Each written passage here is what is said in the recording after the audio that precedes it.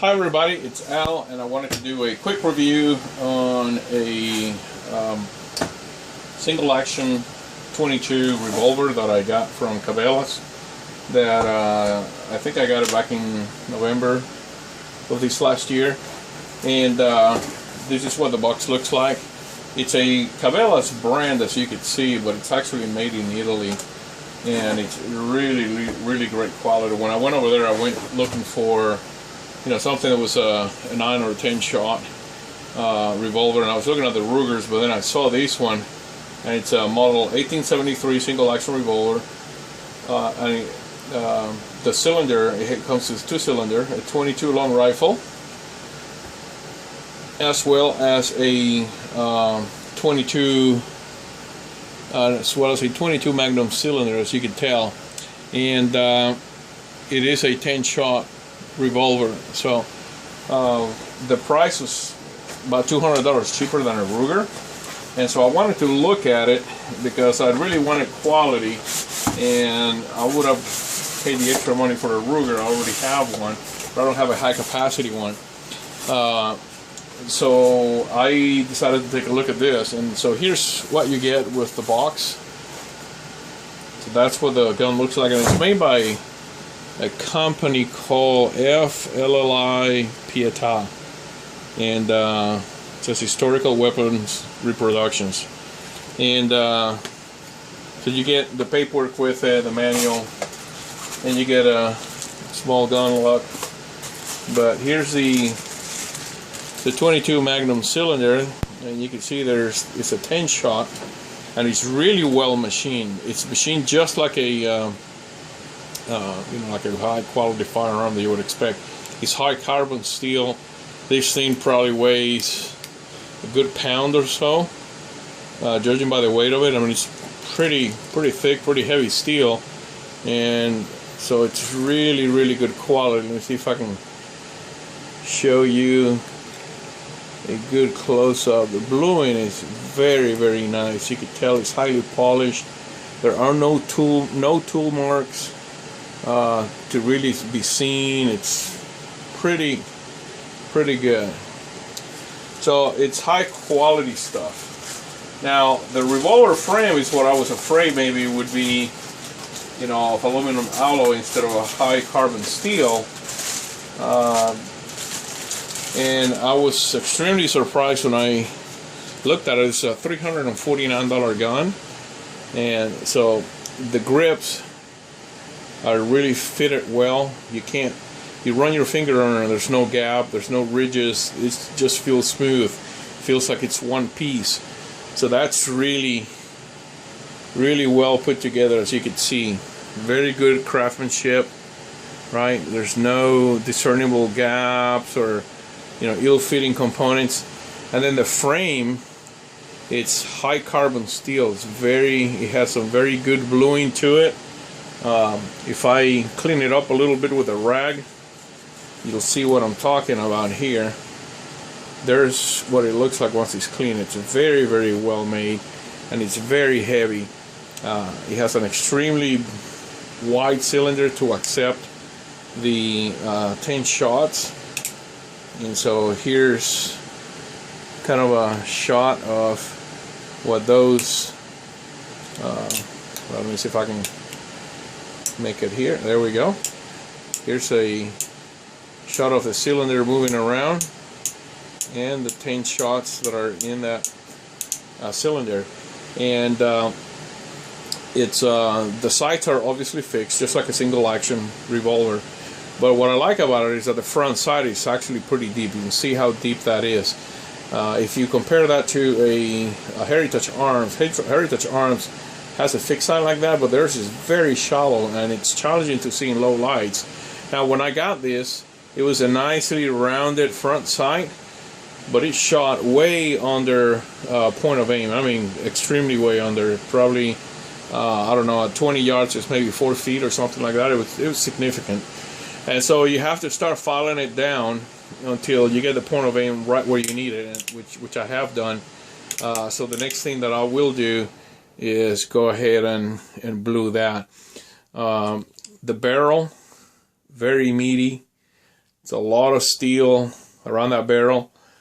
The shroud for the ejector, it's also nicely blued steel. I mean, this thing is just really well made. The Heritage Arms, for example, has the ejector here. It's made out of plastic here, and then it's steel, I think, from on down. This one is not. This one is actually all steel all the way through. Let me see if I can get it to cam into the right spot. There we go. So, and for $349 is really a great bargain. So it's something I would highly recommend. I've shot it, you know, probably maybe, I don't know, 6-7 times now. But I usually run maybe 100 to 200 rounds through it. So it's definitely broken in. The trigger pull, it's just amazingly good. It's very crisp. It does have a transfer bar system in it. So you can see the hammer's flat here. There's a transfer bar right in here that you could see. And so it's a very safe design of an old single action Army, which, you know, you had to carry an empty chamber under the hammer because you didn't have a transfer bar, and you could, you know, the hammer could accidentally hit the primer and set it off.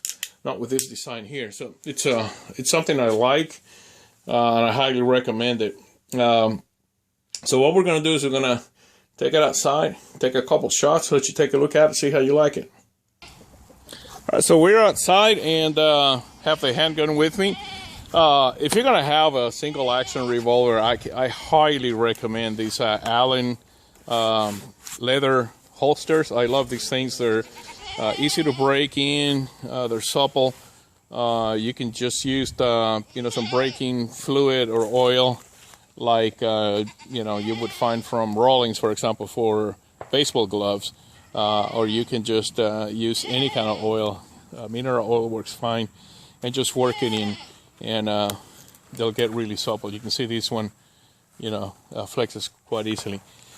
So we'll go ahead and load it up. As I said earlier, this is a 10-shot revolver, so we'll go ahead and put the rounds in it. And so there's one. Put it on half cock, move it over. 2.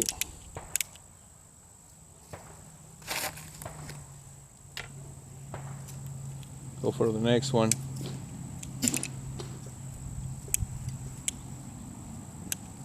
There we go. And we're gonna keep doing that until they're all filled up.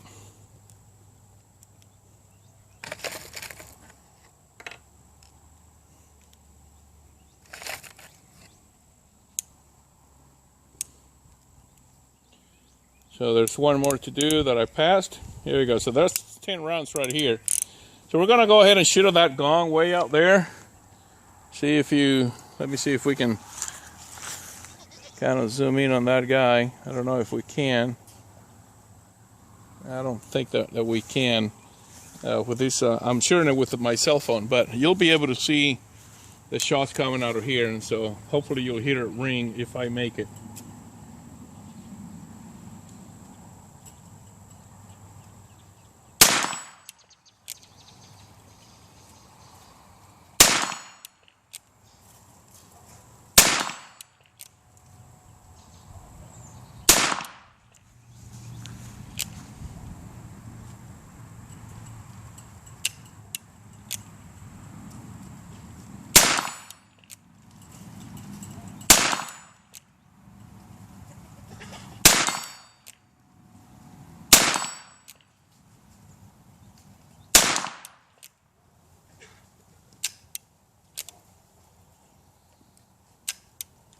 There's one round that didn't go off, so we're gonna see if we can make it go off now. There we go. So that's all 10. So we'll go ahead and take him out and try doing some more shooting. See how that works out.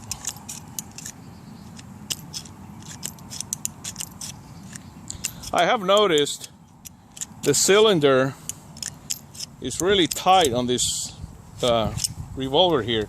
So if you don't keep it clean, the cases are hard to pull out after you use it a few times. And I've used it probably about 4 times now, and I've not cleaned the chambers of the cylinder.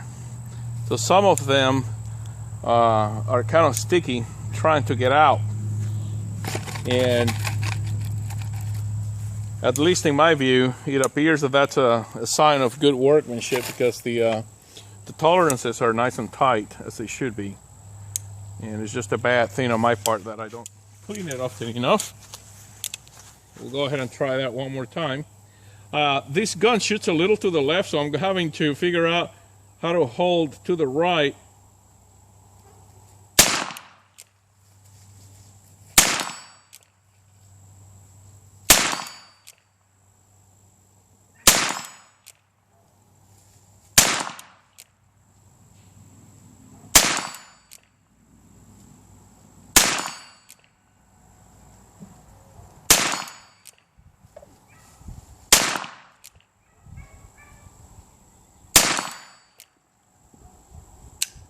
That's it.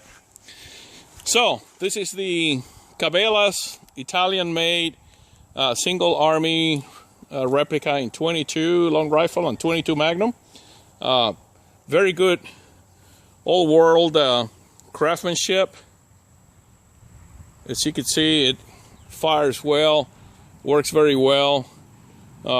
You just have to be aware that you're going to have to probably file those sights down and blue it when you're done. But that's par for the course for a lot of the old weapons of the era, that you know, they came in high and you adjusted it by filing it down to the point where you want it. So thanks for watching, everybody.